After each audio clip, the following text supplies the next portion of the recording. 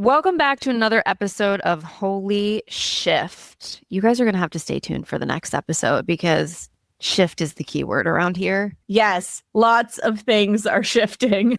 Quickly, but that's good. Adrienne and I were talking before we hit record, and I think it's important to show you in real time that things are meant to change, and the only constant we can rely on is change, right? Yes. So we had a pretty fun last episode too. If you haven't listened to it, I suggest you go listen to it. We really liberated the word vagina in that episode. And we're going to find a word to liberate today. Adrienne and I have made it a goal to find a drinking word for every episode. She meets with her coffee. I meet with my matcha. Cheers. Here we go. Right. You find yourself something cozy that you want to sip on, and we're going to find our word. Okay. Welcome to Holy Shift, the podcast where medicine meets mystery and healing becomes whole. We're your hosts, Taylor Sappington and Adrienne Irizarry. Two clinicians, herbalists, and mystics who believe the old ways and modern medicine were never meant to live apart.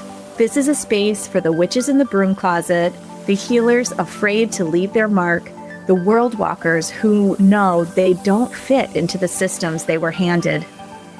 Here we go first, sharing our stories, our medicine, and the truth about what it really takes to reclaim your power, your health, and your place in the world. Because the safest, most radical thing you can be is yourself. This is your permission. This is your portal. This is your Holy Shift.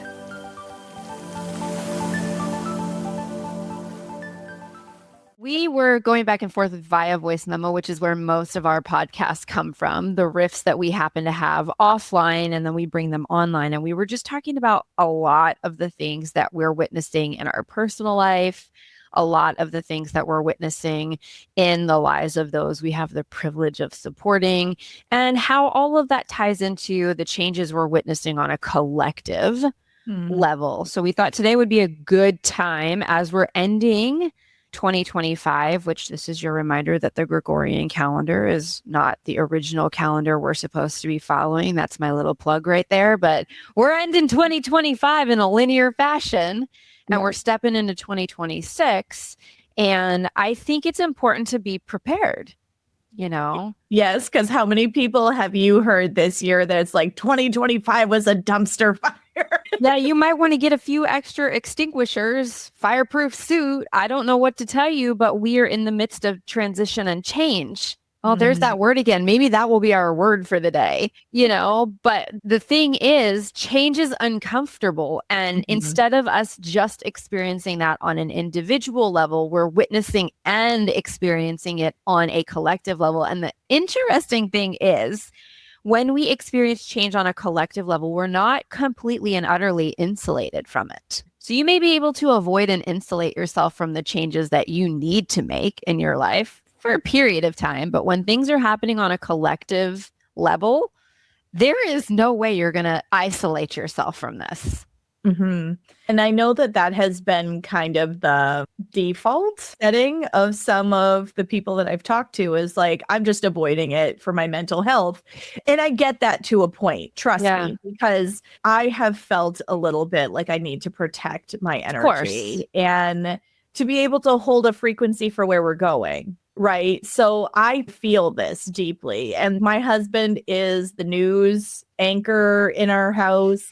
He reads everything. He's like, did you see this news article? I was like, no, I didn't. So yes, I guess I can say that I am guilty a little bit of that. But for me, it's not like avoidance of the whole thing. It's more knowing where my boundaries are in terms of letting that information in, because I only have so much capacity for the dissonance that is out there in order to be able to hold the frequency of where we're going. Well, and let's face it, our nervous system is really only built to interact with 150 people over the span of its lifetime. And we're lucky if we see less than 150 people in the first 5 years of our life, right? Let alone our entire lifetime. And then you add social media into the mix and you're like, how many people are witnessing my field and frequency? How many people are taking from my field and frequency? How many people am I giving my field and frequency to? Right. And we amplify that incredibly. And we're not built to constantly consume. And we live in a day and age where there is something always available at our fingertips, and it's highly problematic. How do you integrate everything that you're consuming? I mean, it's not possible. Yeah. You overload. And sometimes people are sensitive to that overload. And sometimes we've just gotten to this place where we've numbed out so much that we don't even realize we're overloaded. Exactly. Yes. I mean, and to like tie this into a healing thread, I'm very curious how you heal. I'm going to put in quotations because it's not a destination. It's a verb. Healing is a verb that you partake in for the rest of your life, and I think part of what we sign up for when we come here is to step into that journey of like, I'm going to walk into a pretty dicey environment, and there's parts of us that are aware of what we're stepping into, but we forget to remember. We come in forgetting to remember. And I'm not sure if you've got this figured out. It's $1 million question. You can make a lot of money, right? But I'm not sure how you find wholeness in your mental, emotional, or physical field when you are over consuming, numbing, dissociating, avoiding. In my experience, it's not possible. And we live in a world where a lot of people do that. And then they do things that are healthy in order to heal. For those, most of you can't see this on video, so I'm using quotations, right? We're going on YouTube. You'll eventually see this, right? But you're doing things that are healthy in the name of healing, but it's an obligation. Yes. Which also doesn't work. Well, and it creates more stress. Yeah. So like why it doesn't work. Oh my God, the number of people that walk into my office and say things like, but I eat healthy, or when we're talking about their partner and I'm starting to probe in fertility journeys, how healthy is your partner? Well, but he eats healthy. I'm like, but what does that mean? Like? Right. What does that look like? He eats a vegetable once in a while. And what does that mean? Right. And so healing isn't linear. It isn't like a straight line in an upward trajectory. Sometimes you feel like you're going backwards.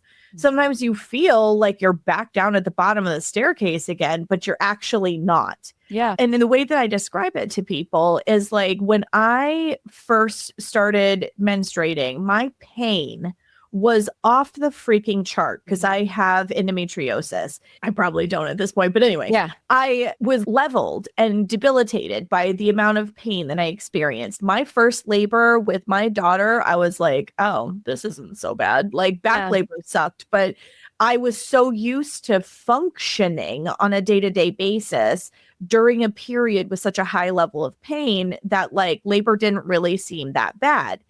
So fast forward to where I am now, I've been pain-free for so many years that I get a little bit of a cramp and I'm like, oh my God, I'm dying. Like I feel like dramatic because it's a vis-a-vis kind of thing. Yeah. Like where you are, your lived experience right now versus where you were.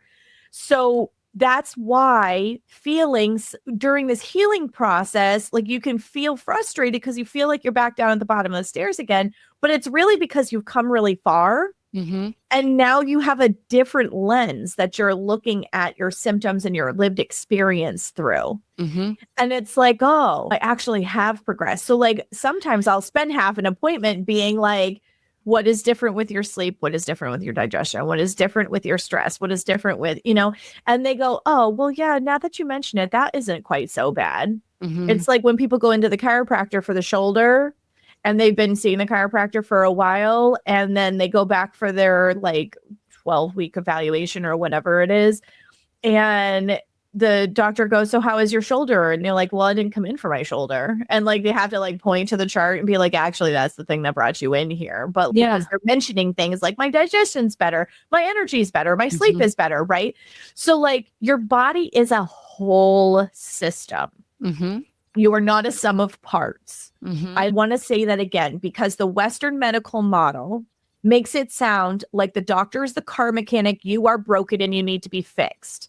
And there are different specialists that see different parts of the system to quote unquote fix them. Right. You are not a sum of parts. You are not broken. Your body is communicating to you and is saying, I need a little more love and support in this area or that area. And I think when we talk about healing, that is really important to remember because there is a mental part of it. If you're still feeling like your body is betraying you, okay, hear the words, right? That's a story. I just want to make sure too that I plant this seed. Like that's a story and there has to be an emotional investment on your behalf. And I'm not here to say that your experience isn't very real, right? And your somatic sensations don't exist. Like by no means am I gaslighting you. I want to make sure that I'm very clear on that. And healing takes an immense amount of grit and an immense amount of personal responsibility. And most people stop at those 2 points. Yes, because we're used to having a pill for a symptom. Yeah, that doesn't work. Amazon Prime delivers things to our door in 24, 48 hours. Look, we are entirely too comfortable as a society. You can see it in the way we're all handling the changes that are going on collectively. Like comfort is a killer. Right? There's something nice about having comforts in life, but I think we've come so far from what genuine comforts are that we mistake complacency for comfort at this point. Yes. And I see this with my kids all the time. Like they want me to choose different songs for them to listen to. And I was like, dude, we used to have to listen to the radio and call the DJ and wait for like an hour to see if they were going to play the song we requested and then wait with the tape recorder to see if we could record said song. We have become those parents where it's like, I traveled 5 miles uphill in the snow. Only our story is, well, we didn't have technology and we didn't have things at a click of a button and we didn't have instant anything, which I think was favorable. I really do think that we have robbed children of their childhood and it makes me extremely sad. Like, I was talking to my parents about this the other night. I'm like, I can't send my kid outside to run the streets. Well, I could, but it's not guaranteed that he's going to come back. He's not going to get hit by a car. Something bad's not going to happen to him. And I imagine those worries existed back then, but they were muted. Like, my kid has never played flashlight tag and run after lightning bugs. Like, when you think about it, you're like, well, do lightning bugs still exist? I haven't seen one in so long, you know? P.S. Insects are really important for our ecosystem.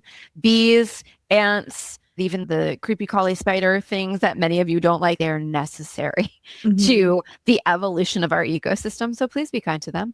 But, you know, like you think about it, I haven't seen a lightning bug and I can't tell you how long. Oh, see, I can't say that because when we go camping in the summertime, my kids play manhunt, which is like flashlight tag. Yeah. And we do see lightning bugs. Maybe that's where I need to go. You know what I mean? Most residential areas, because we've converted our lawns to grass that's manicured. P.S. It's not supposed to be.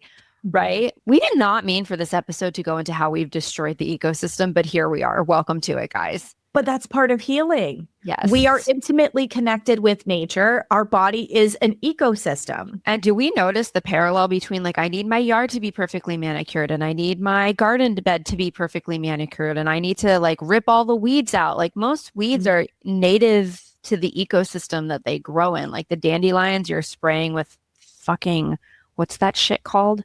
Monsanto. Roundup. Yeah, that shit. You know, like the dandelions that you're spraying in your driveway in your backyard are actually medicinal. Like you're literally killing the medicine that exists right outside your front door. But do you see the parallel with like, I need to get my lips blown up and I need to like inject underneath my eye? No hate, but total hate. I don't know how else to say it. Like it irritates me that so many women are so uncomfortable with the aging process. And then we sell it as, well, they need to be comfortable in their skin. What the fuck is wrong with your skin? Like what the fuck is wrong with who you are and how you present at the age of 45? You're not supposed to look like you did at 20. It is a complete and utter pleasure. It is a complete and utter privilege to age. Yes, a privilege that not a lot of people get. What are we doing? And like, we need little girls to see women. Jamie Lee Curtis, Sarah Jessica Parker. Who else is there? Ashley Judd. I'm going to start calling them out. You know, like the women that are like, this is just what a 65-year-old face looks like, a 55-year-old face looks like, a 70, whatever, you know, like this is what the body looks like. There's nothing wrong with any one of them. They're gorgeous. Yes. And to think that like we have to manicure ourselves, like we have to manicure our lawn, like we have to manicure our backyard, like we have to manicure our hair. Like it's fun to put on makeup, don't get me wrong. And it's fun to play dress up, right? But like, I don't know about you, Adrienne. I imagine this stands true. And for many of you listening, like I am multiple people contained into one. Absolutely. And I find that what I want as I get older gets more and more simple. Absolutely. Like I Yeah. used to care more about that stuff. And maybe that's the perimenopausal woman in me talking, but like I had makeup and now I am a minimalist in the fact that I put on lip gloss. Yeah. I put on lip gloss, a swipe of mascara, and like a BB cream that essentially has not SPF. P.S. Did you see the new data about SPF and how it actually contributes to skin cancer? Sorry, totally different episode, but there's new data out for all of you people who hate on all of us that talk about like the biocircadian rhythm associated with the sun and proper exposure. They are now finding that the shit you smother all over your skin. Yep.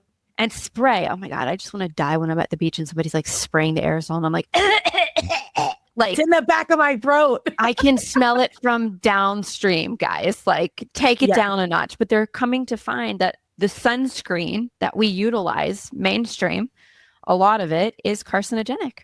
Sorry. Oh, there's so many things in our world that are carcinogenic. And they're like, oh, this is new. I'm like, wait, no, on every day for a while. But now we're talking about it like it's brand new information. Like, ugh, it makes me crazy. Yeah, that's if you guys a rabbit hole I could go down. Maybe we'll do a whole episode on it. But like, if you have not read the article, like the studies that have recently been published on how problematic SPF actually is, I encourage you to go do your research. You know, because when we talk about toxic body care products, that shit sits right on the top of the list. Yep. Well, and the BB cream that I use, this is not like a product pitch or anything, but it's BU Organics. And I like that it gives me just a little bit of coverage, but without a lot of muss and fuss. And because my skin is drier as I'm getting older, I have a little bit of moisture and that's it. Like nothing elaborate. And I don't have the desire, the want, the whatever, but I saw a meme the other day. I can't remember which platform I was on, but it essentially put one of the Golden Girls next to... Right. I've seen that one. Right. And I don't know if I want to name drop, but they were side by side. And it was like, this is what 53 looked like back then and what it looks like now. And it's like, yeah, because we have placed such an emphasis on youth that women who are clinging to that youth actually are starting to look odd because of how old they actually are. And then what they're doing to keep up the appearance that they're not. And I don't sit in the camp of like, you know, it's your body, it's your life, do what you want. I do actually, but in the sense of like, I actually think it's more loving to tell hard truths than it is, you know, to tell kind lies. And when you meet someone who's 65 trying to look 35, it's like, what are you doing? Do you understand how much wisdom you hold? Do you understand? Right? Do you understand the gifts that exist in you? Do you understand what a privilege it is that you've made it to the age of 65? And I understand we're like, oh, the length of life at this point, the longevity gap, if you will, continues to expand. But what's the quality of that life at this point? Like, if we have to poke ourselves, inject ourselves, you know, rely on 50,000 supplements, what? So let's bring that back to healing, right? Like she's winding me in. She put the fishing rod out. She's winding me in. Well, it all connects here because I'm so mad internally. I'm sorry. Like I have this like massive fire. I just want to shake some of these women and be like, what are you doing? Well, I'm trying to feel good. Why don't you feel good? They're creating a performance of what they think things should be rather than being authentic to their essence self. It's really what it boils down to. And that's why I'm bringing this back to healing, because it comes back to coherence.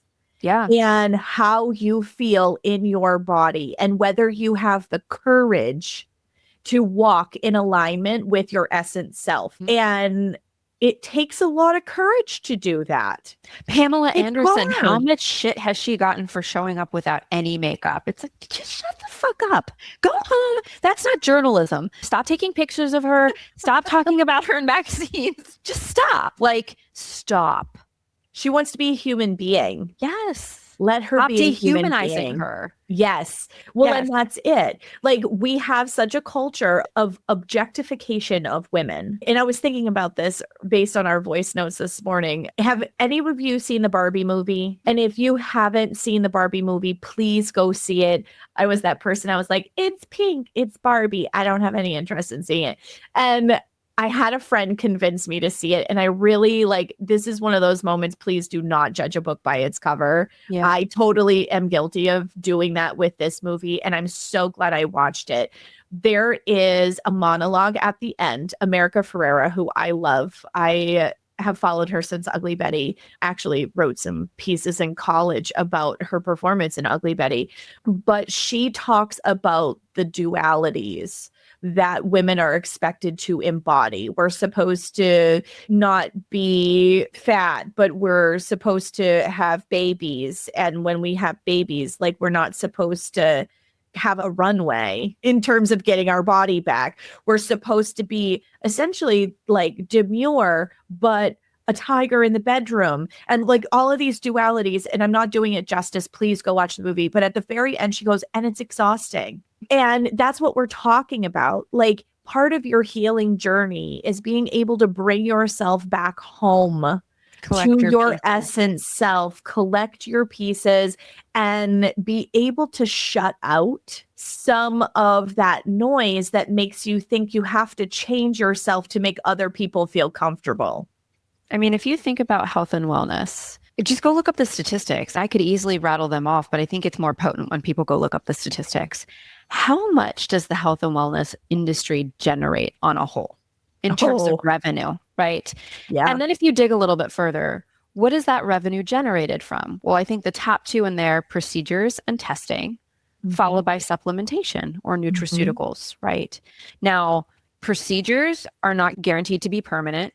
Testing, we could have a whole podcast episode on that. There's a time and a place, but most people are overutilizing and under benefiting from it, right? And then you've got nutraceuticals and supplements, most of which are synthetic and come with an energetic imprint, okay? Your body has to metabolize every aspect of what it is you're consuming. So it's not just magnesium glycinate, it's magnesium glycinate that was sourced in this country, packaged in this country, shipped from this warehouse, and handled by 15 other people. There's an energetic imprint that comes with everything that you consume. So when we want to talk about health and wellness, we really want to get genuine in the conversation. You know, we have to get nuanced in the details associated with that discussion, because health and wellness really comes down to like, how close to home, how close to my biology, how close to meeting me where I am in life are the things that I'm participating in and implementing. Yep. Absolutely. That is where genuine health and wellness lies. I fell into the got to test before you guess. I find that to be complete and utter horseshit at this point. I did a case study the other day for a mentor of mine. I was able to read this patient based on astrology alone, knowing nothing about her. And do you know what?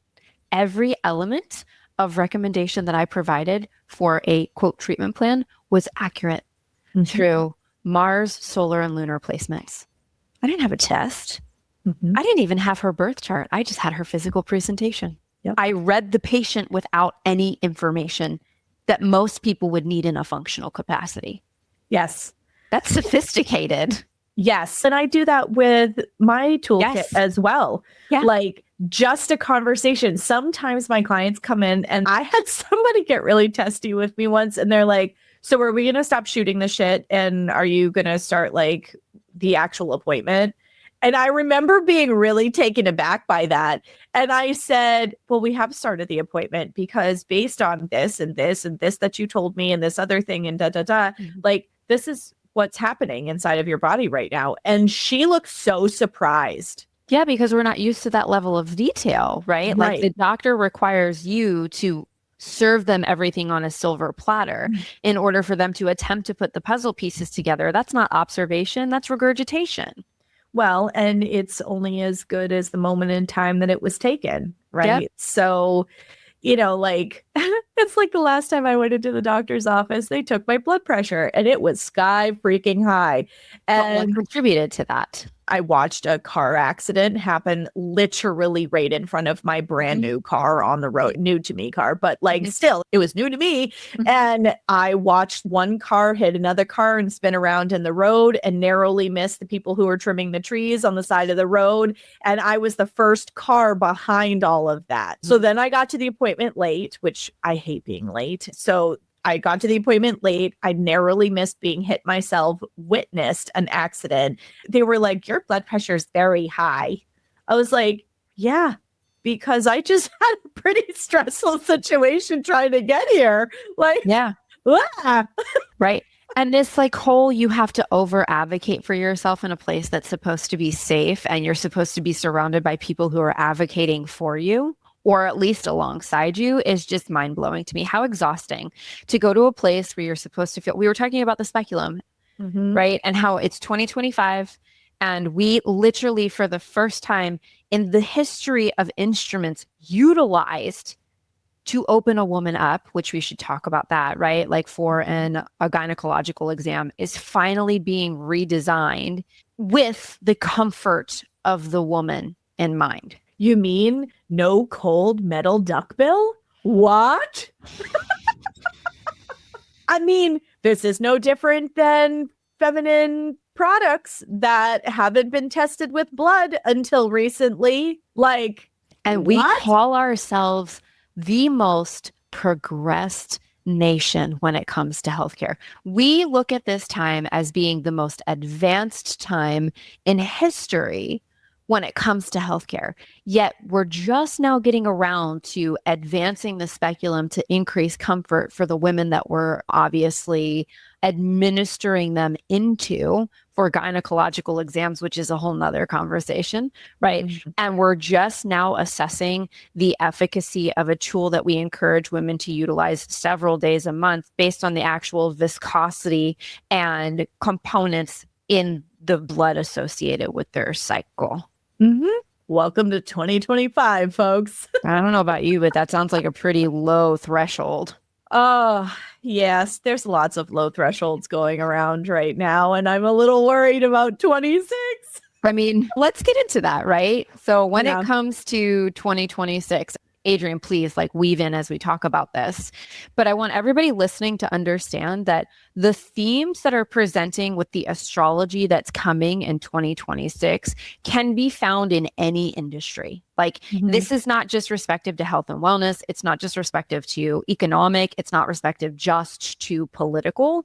It's collective and it's broad landscape. So when it comes to 2026, we're moving out of 2025, and Adrienne and I have used the two phrases dumpster fire multiple times when it comes to, reflecting upon and describing what 2025 felt like. How about you? Like, was 2025 a dumpster fire for you? 2026 is going to be, and I'm speaking about just the astrology in the United States. Know that we have global astrology that's similar but slightly different, right? We are going to continue to be a nation under pressure, but 2026 is not the aftermath, it's the activation. And I need everybody to really keep that in mind. The astrology of the United States in 2026 is absolutely anything but subtle. Yes. So if you thought this year was spicy, y'all better put another belt on. Buckle up, buttercup, because here we come. We will be in the first full year after our Pluto return. The first real year of Pluto in Aquarius, like the first solid year of Pluto in Aquarius is happening into and through 2026. This is the year 2026. Saturn stations at the root of the United States birth chart.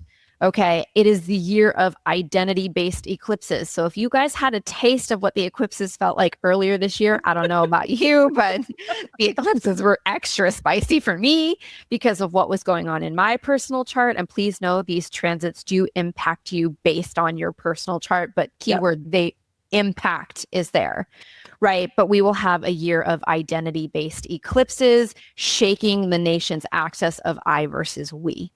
Okay. This is when pressure is going to become structural. It's not just emotional. It's not just cultural, but it's embodied. We're going to see it impact systems at a root level, law at a root level, money, borders, identity at a root level, as well as trust. Did you see that they are starting to procure new type of money to be utilized in certain capacities? No. It's called a T-bill. Look it up. So we're going to see a transition in monetary systems start to occur too. And people have been looking at and predicting this through astrology for a really long time, but money's going to change. I mean, it needs to. Yeah. So we can look at everything through that major lens of change or transition. So let's just talk about politics. Let's go there for a minute. This will be short and sweet. The crisis of authority. Are we there yet? Are we there yet? It's like the kids in the back of the car. Are we there yet? This is a really long fucking ride. Are we there yet? So Saturn in Aries is going to move towards the United States IC. This is the foundation of the chart. It sits at the bottom of the chart, okay? It demands confrontation with core values. What are our core values as a nation? Mm-hmm. I think there's a lot of discussion and opposition and disagreement around that right now, but we can't come to a conclusion and resolution without conversation and disagreement. So don't avoid it. Right? Really important. This is about authority from the ground up. I like the way that that sounds. Perhaps we're coming back to the people, of the people, by the people, for the people, right? But who gets to lead? You know, who gets to speak for the homeland? Mm-hmm. These are all things that are coming to question, have been in question, are really going to come into question in the next year. We're likely to see, if you thought this year was polarizing, we're going to see extreme polarization, leadership, and enforcement. So as change typically goes, we're going to get uncomfortable, guys, more uncomfortable. I mean, we're already seeing it. I saw a picture of a nativity in Chicago where there was nobody in the manger, and there was a sign that said, because of all of the involvement with ICE lately, they didn't feel safe to show up.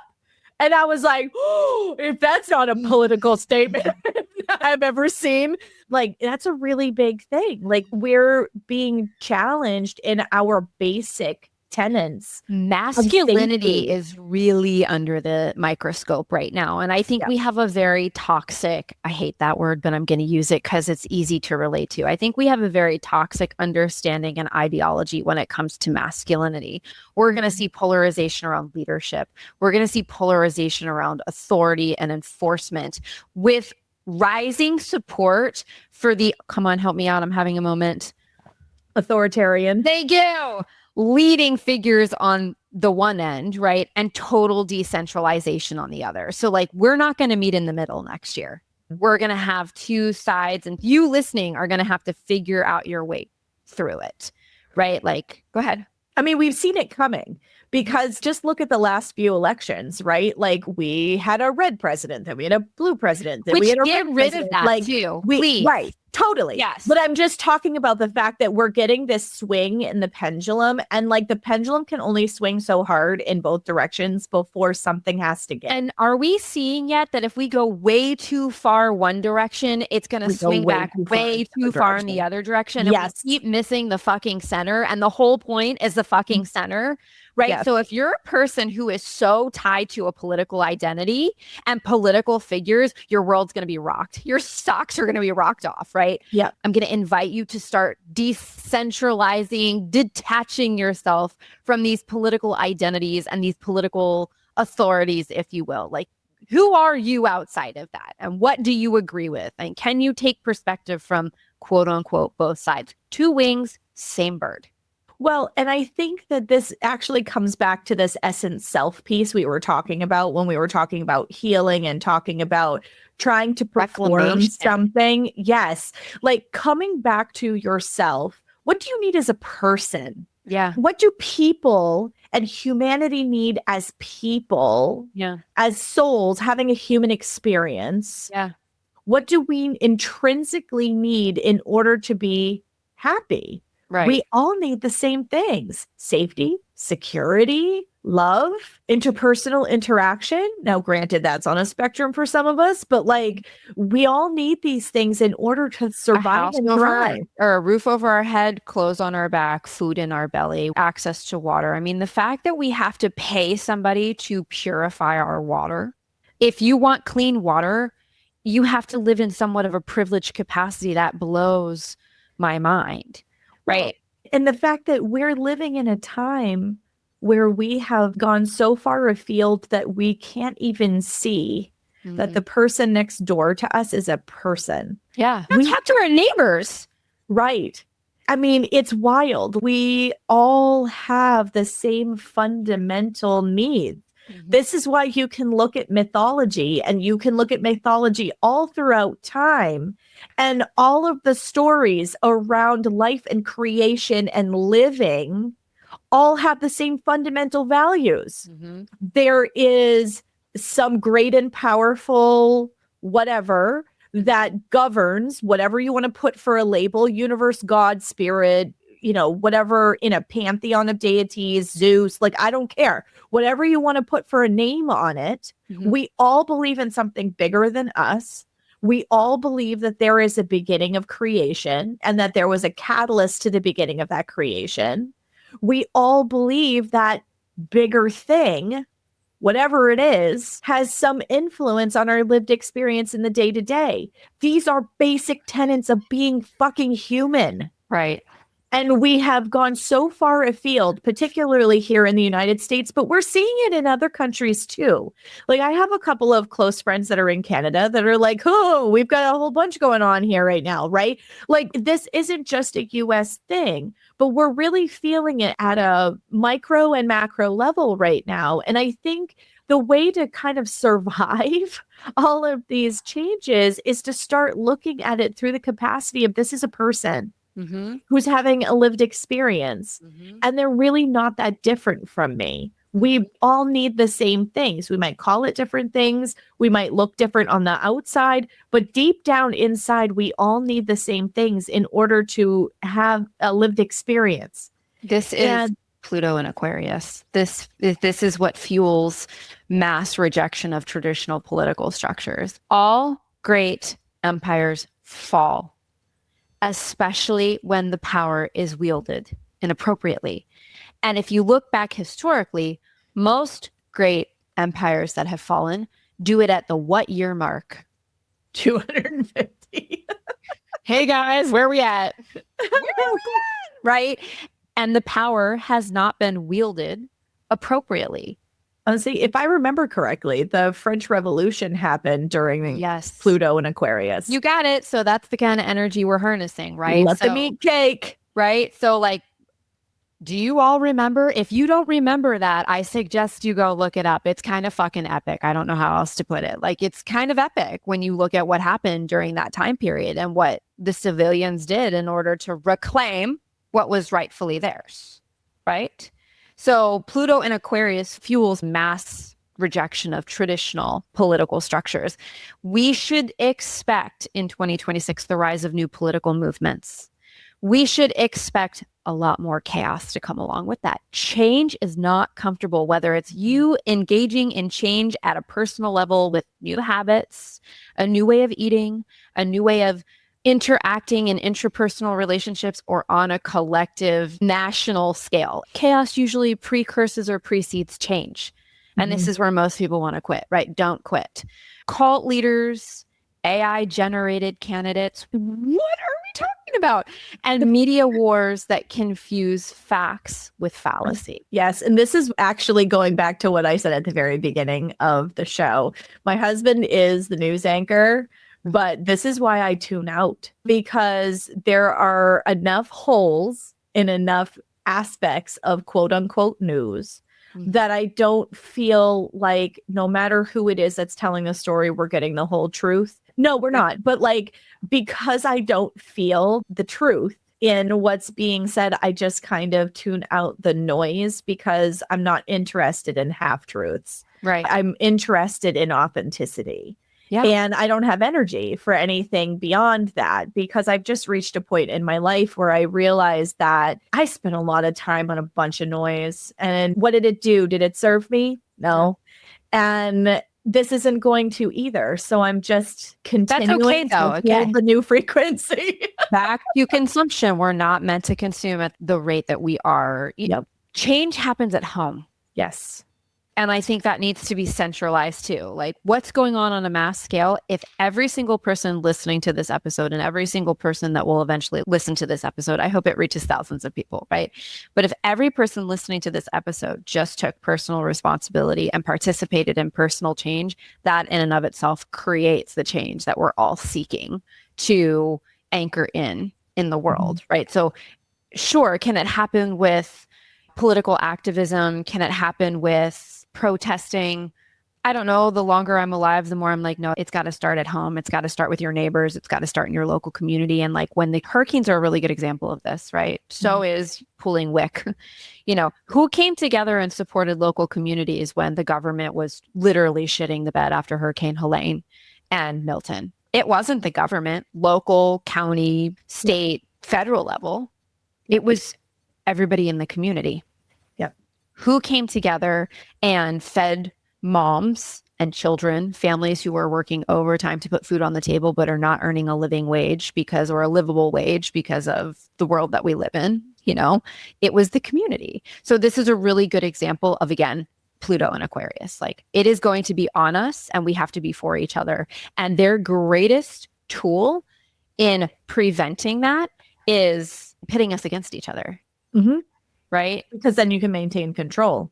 Yes. I mean, these are the concepts of comparison and judgment between women, for example. Yep. You can control women's behavior if you keep them in a state of comparison and judgment, which goes back to this, how we're trying to keep up appearances and all of these things that we were talking about earlier. Judgment and comparison are two incredibly powerful tools that are used as a means of control.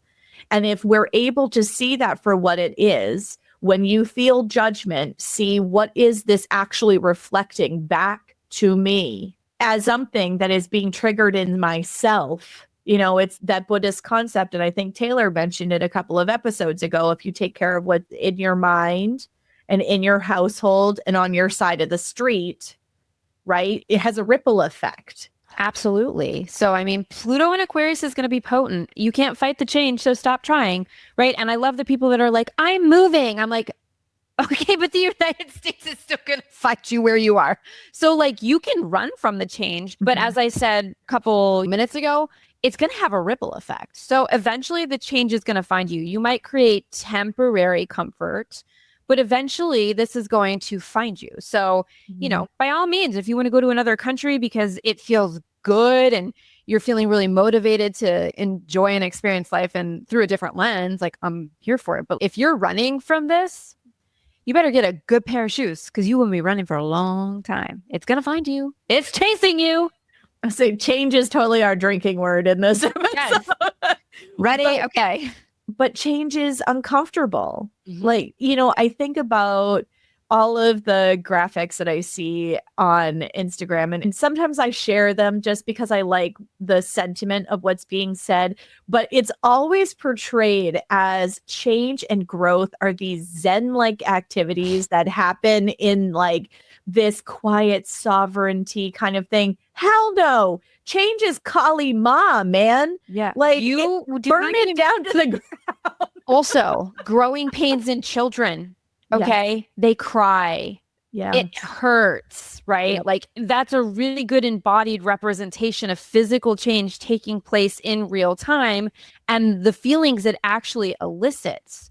Yep. Growing a baby and then rebounding in postpartum. That is a really uncomfortable change. Your body looks different. Your mind is different. Your capacity and bandwidth look different. We could pull so many examples, but for some reason we dissociate from these examples. So Pluto in Aquarius is going to elicit a lot of change on large scale. And this is not just about an election cycle. It's about whether the country agrees on what truth is and who gets to enforce it. Right. Then we have the economy. So let's talk about money. Nobody likes to talk about this. Money is merely just frequency and resonance. Yes, it's a tangible tool that we all need. And I am by no means like overstepping the importance of it. I like money. I'm in my own dance with it right now, as I'm sure you are too, Adrienne, right? Yep. Like it's a dance. I'm learning. There's different contrasts that I've gotten to experience in my life. But the rebuild begins amid collapse when it comes to the economy. So Pluto in Aquarius squares the US second house, and the second house in astrology squares is tension, guys. It's uncomfortable tension. It's 90-degree tension, right? Like there's no other way to put it. The second house is all about resources, money, values, income. Okay. So Pluto in Aquarius is creating tension with the second house, which is all about money and values and resources. And this tension is not going to stay theoretical. This nation, the United States, is facing a reckoning with currency control. Okay. Crypto regulation, digital dollars, which we're already on now. Like the money, the numbers you see on your bank account, like total fallacy. It's so wild to me. Like banking reform, we're going to see that, or institutional debt collapse. Maybe for the first time in a long time, we're going to hold the banks accountable for releasing loans when they shouldn't have. Stop putting it on the people. We always absorb the debt. Maybe it's time for the debt collectors to absorb the debt. And wipe the debt clean. Maybe that's what we're going to see, right? Labor revolutions. So automation, wage justice, the rise of alternative economic systems, Jupiter and Uranus in Gemini. Cheers. That's a really fun one. Jupiter's expansion and growth, abundance, and joy. Uranus is like, I'm going to come and go as I please, bitch. And I'm not going to tell you when I'm coming or when I'm going. Get ready for some sporadic action. Okay. And I'm a catalyst. Right. Absolutely. And I'm in Gemini, and people hate Gemini. I don't know why. I'm a Gemini. If you knew the mythology of Gemini, I feel like it would like close the gap on this disgruntledness against Gemini. But Gemini is all about perspective. How many angles can I see? How many angles can I understand? And can I take all that information and come to the center and curate my own opinion? Right? Can I operate in the underworld, and can I operate above board? It's all about putting yourself in polarity in situations that are actually uncomfortable for most people. So these two placements, Jupiter and Uranus, are in Gemini in the US 7th house, which is all about relationships. Holy shit. Okay. So we are going to see a shakeup of trade alliances and partnerships, allies. We're going to see unexpected breakdowns or breakthroughs in the global economy and deals associated with it. And we may see the reshaping of America's role in global commerce. You know, the illusion that the US economy is untouchable is going to start to dissolve. I think we're already there. We're watching it happen. Yeah. You know, as other countries create agreements outside of, non-inclusive of. Yeah. You know, and we're like a child where we're like, we're the most powerful. And I'm like, I need everybody to sit down and look around and have a really honest conversation, right? What takes its place in terms of like the US economy and our place in the global landscape depends on whether or not innovation is guided by equity or by speed and fear. Where do we operate now? What does healthcare operate in? Speed and fear. Where does health and wellness operate in? Speed and fear. Yeah, I see this in all of the IVF folks that come through my office. We're running away from a reality that is meant to teach us one of the greatest lessons we're ever going to learn. And the further we run and the faster we run, it's like that song by the Refugees, like, ready or not, here I come. You know, like Lauryn Hill, I'm going to find you.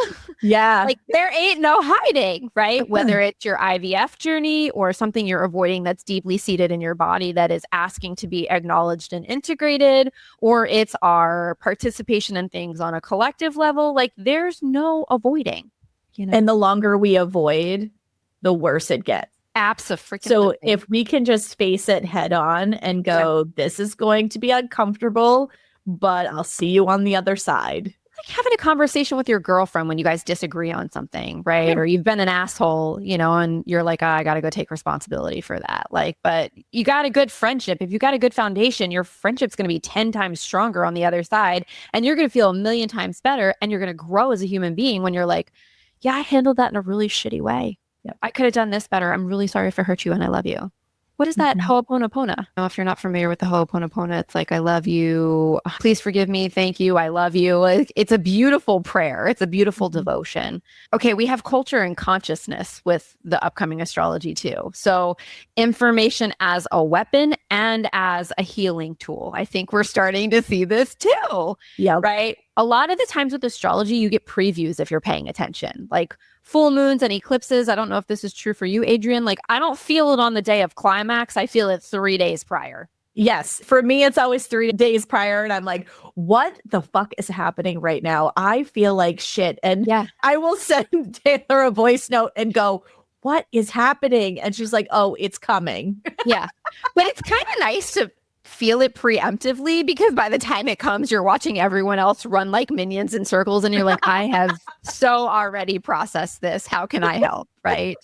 So when it comes to culture and consciousness, we're going to see Jupiter conjunct Uranus. So that is amplification of energy, amplification of growth and expansion via Jupiter, and amplification of, sporadic, unannounced catalyzation through Jupiter, okay, in Gemini. Again, it's going to flood the US with information, but not wisdom. And that's the key difference in your healing journey too. Are you consuming information, and what are you doing to turn it to wisdom? Wisdom requires action. Most of you consume and do nothing with it. It's like overconsumption of food. Overconsumption of social media. Like, what good is that doing you? You're stuffed, but you're not full.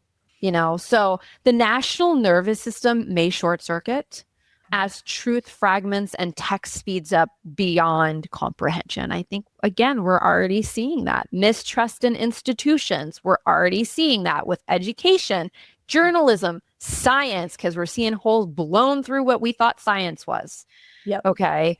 It's going to escalate in 2026. While new subcultures of intelligence are going to usher in, we're going to see some healing and some are harmful. So you need to utilize your discernment. That's going to be really important. Like Adrienne said at the beginning, you need to come home to yourself. That's the only way you're going to make it through. Really, we've got until 2033, guys, but 2028 is when it starts to level out. So I know Adrienne's dying on the other side of the screen here. We are going to see social movements that may fracture as attention spans collapse. We're seeing it with social media now. I imagine most of you listening to this have taken like some sort of break from social media. I'm currently off of it for the month of December, and I don't even miss it. I could never go back and be happy.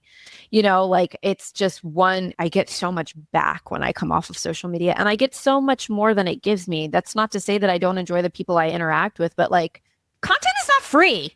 No. And I have taken a bit of a step back in December as well. And what I have found is that I spend a lot of time creating content that isn't seen. And I apparently just need to be spicy and talk about fire crotch and use the word vagine and fuck in order for people to pay attention, because there's your throat chakra. I don't want to hear anyone say, you sound so unintelligent when you cuss. Actually, cussing is a sign of intelligence. Bite me. I swear, for emphasis and clarity. I say that on Reproductive Rebel all the time. I mean, it carries forward into my life. Like, the more I've used the word fuck, the lot less sick I've become. Imagine that. I think there's your throat chakra. We're going to see a cultural breakdown, but I think it could also easily alchemize into a renaissance. So the potential is massive for what's coming up, but so is the mental exhaustion. So you guys are going to have to find ways to step back. If you find yourself scrolling, what are you seeking to consume? I get it. Dog videos are great. I love memes about astrology. Recipes, absolutely. But who are you following and why?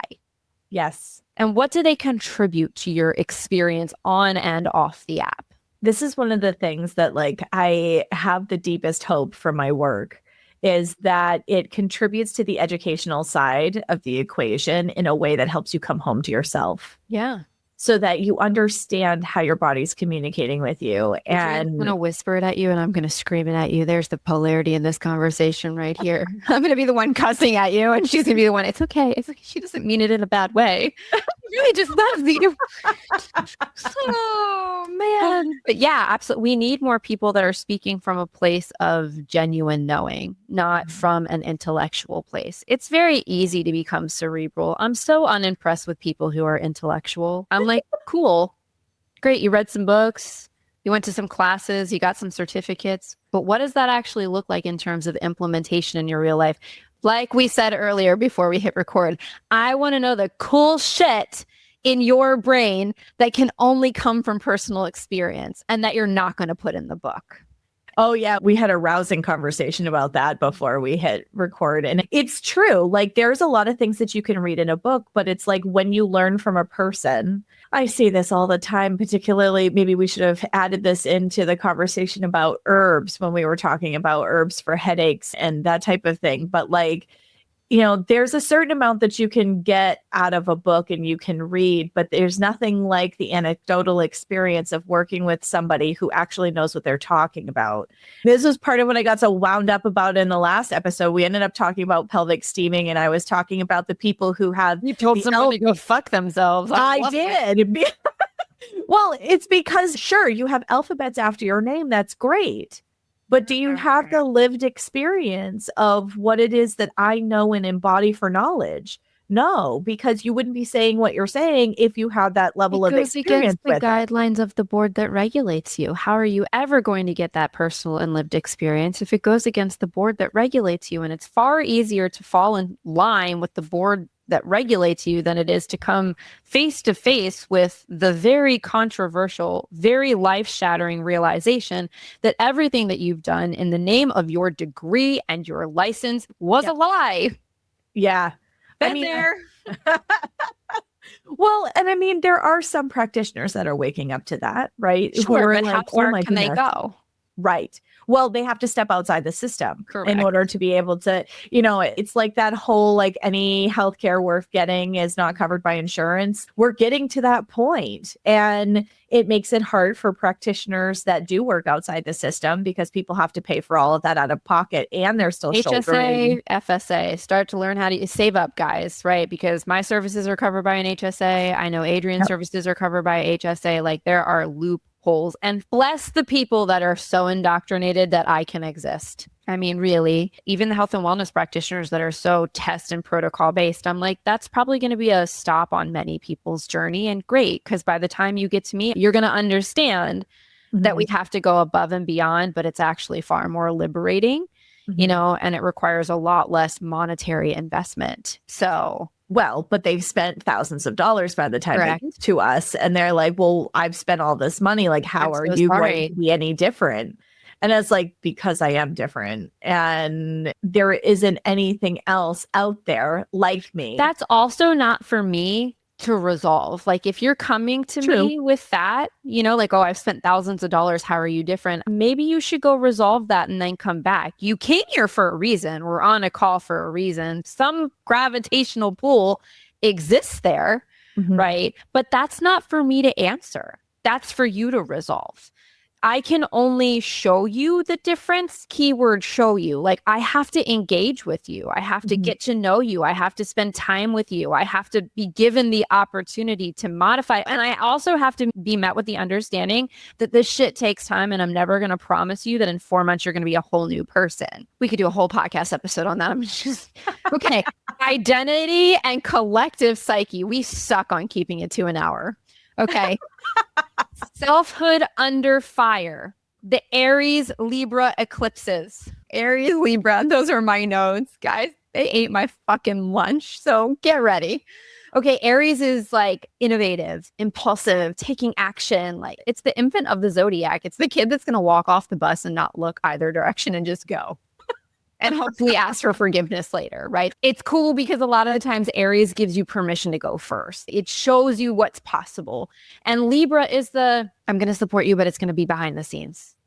That's totally me. Yes. Like, I'm going to think about the collective contribution here. I'm going to think about like the tone that's best for everybody's, everybody participating. So the Aries Libra eclipses hit the US Chiron in Aries. So we have Chiron sitting in Aries. That's our greatest wound. Wow.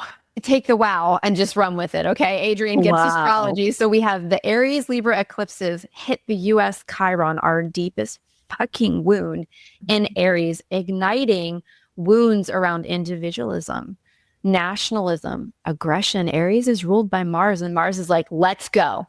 Yeah.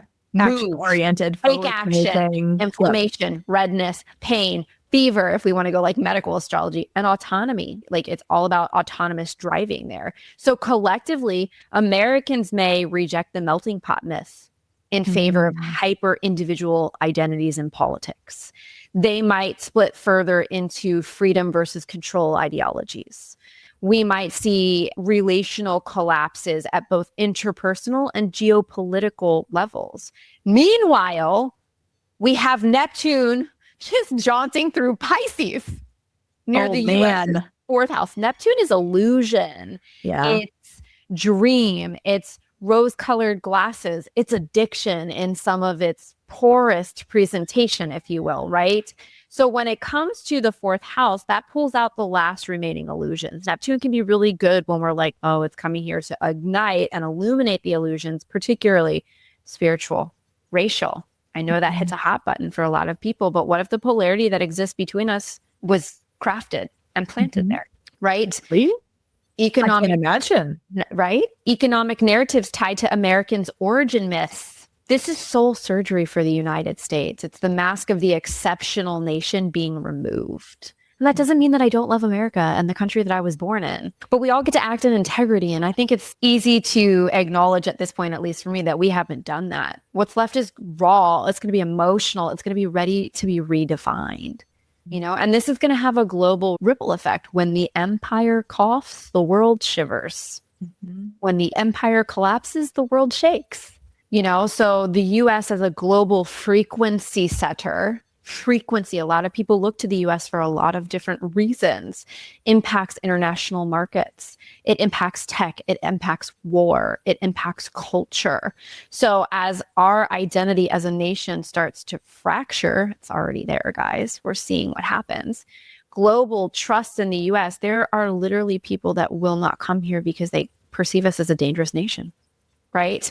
So when we look at this, US global leadership is going to decline, creating more space for non-Western alliances like BRICS nation, Global South to rise. Neptune in Pisces, Pluto in Aquarius, those signal changing of the spiritual guard, you know, and with old empires fading and the collective leadership becoming more diffuse and even unstable, what happens in 2026 is not just domestic, it's shifting the frequency of the global stage. So for all of us who are here in the United States, this is a year you have to get clear on your own definition of what sovereignty is. We've been talking about it for fucking years. I feel like I've been talking about sovereignty for 7 years. Would you please listen? You know, and this is not doing what the government says. This is not doing what your favorite creator says. Please stop. Influencer culture is dying. Thank Christ. Like, bye. I don't want to hear from you. Bye. You know, like, saw through that veil a long time ago.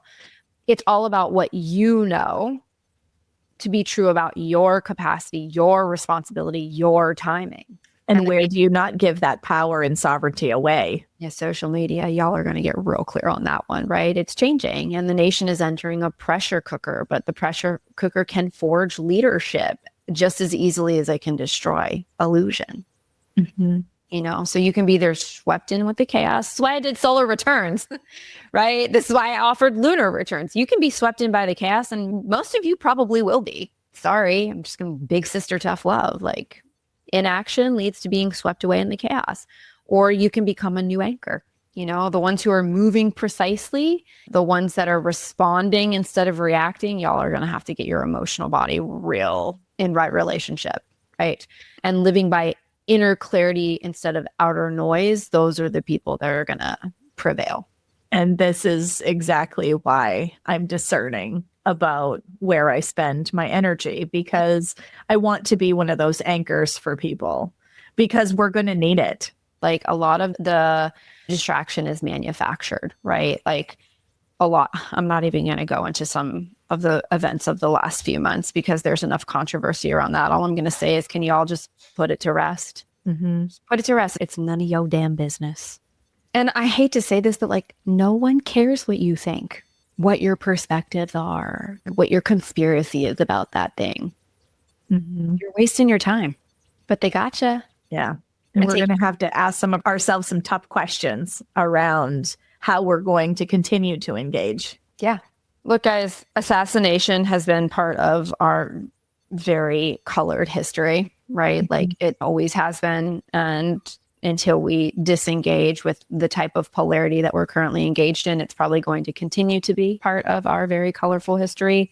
People should be able to exist in a world where two opposing perspectives are able to be heard, spoken about, respectfully dialogued upon, and have it not result in the threat of or the taking of a life. As I'm sitting here, I'm thinking about JFK, right? And like everything that we've come to learn about his entire situation. But I think it's really important to start looking through and discerning through the lens of theatrics. If we wanted people healthy, we have enough funds and enough technology to cure cancer. We have enough funds and enough technology, and it's actually a lot simpler than most of you might think, right? To remedy the issues with women's health, to create optimal products for people to eat and put on their body and drink through the consumption of fluids. Like, we have the ability to do all of these things, and there are people in positions of power that choose not to. So when the power is not wielded appropriately and in respect to the betterment of the people, the empire has to collapse. Because I don't know about you, Adrienne, but I don't want to do this for another 20 years. We can't. We cannot maintain this trajectory for the next 20 years. We just can't. Like, we simply cannot. And that's what I was saying about the pendulum swinging earlier, is like, I made this mention to people in my family and in my circle over the last, I can't remember how many elections, but I'm like, yep, we're going to end up with so-and-so because the last one was this. So we're going to swing hard in the opposite direction. And I think that's not on purpose. Well, it's honestly, people want compromise, and we don't like what happens under one. So we go to the opposite of what we got this time. And the challenge is the opposite is becoming more and more extreme. So now we no longer commonly hear the word bipartisan. Even when I was a kid, when you would listen to the news and stuff, you would hear like, this bipartisan bill was introduced. The word bipartisan was used a lot.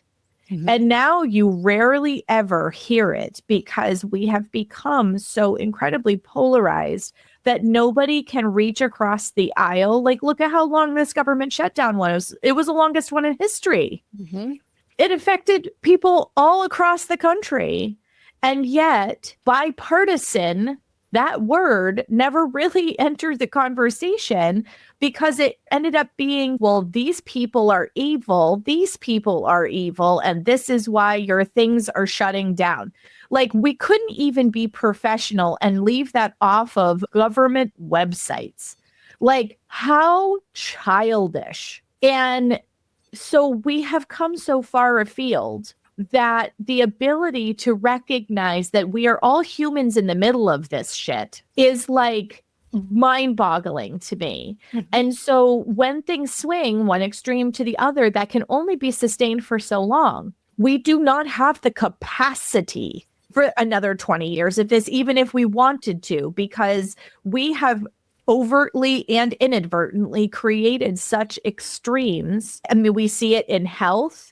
In the fact, I was screening somebody for an interview for Reproductive Rebel the other day, and he referred to it as the sick care system. And I was like, that's what it is at this point, right? Like, they have acute care tools, but there are so many holes in their general education. We are great at trauma. Like, okay, great. We're great at trauma, but like, except when the blood is coming out from between the legs of a woman. And then there are no friggin' tools other than trying to essentially throw her body into a false menopause in order to make it stop. Or take the organs out as if they're optional. Take organs out or put them on hormones. Hormones and surgery is what our current system is really good at. And when my son broke his wrist earlier this year, I'm grateful for that set of tools. I'm not shitting on that. But this whole conversation we're having right here, the fact that we have to continuously put a disclaimer of like, hey, we're really grateful for trauma care. Like, I'm tired of doing that too. It goes without saying. Like, I'm grateful that we have emergency rooms that are capable of tending to 98% of the trauma that comes in through their doors. And I'm grateful for the healthcare providers that choose to show up and support those people through that time in their life. Outside of that, I have seen medicine do more harm than it has good through medication and interventions. And it's really that simple. Medication interventions and a lack of information. Absolutely. Because a lot of times what is provided for information is obviously through a lens, right? Mm-hmm. And doesn't give people the ability to make informed choices for them. And so I'll have people who post hysterectomy come to me and go, nobody told me I was going to go into menopause. And I'm like, basic biology, right? Like, on that note, we could go into a whole nother second hour podcasting about this, but obviously we can see through the trajectory of 2026 that there's going to be a lot of change asked of us. And the take home message, I believe, through the conversation we've weaved on this episode is come home to yourself, utilize your discernment.